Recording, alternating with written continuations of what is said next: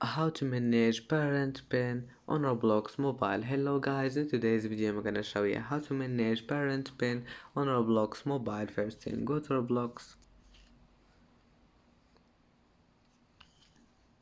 and now click these 3 points here in the bottom corner and then go down. Here you will find settings, click on it and then click this one, parental controls, and now click here, parent pin, click on it and just type any pin you want and type it again here and then click add and now click OK. And if you want it to turn it off again, just click on it and type pin.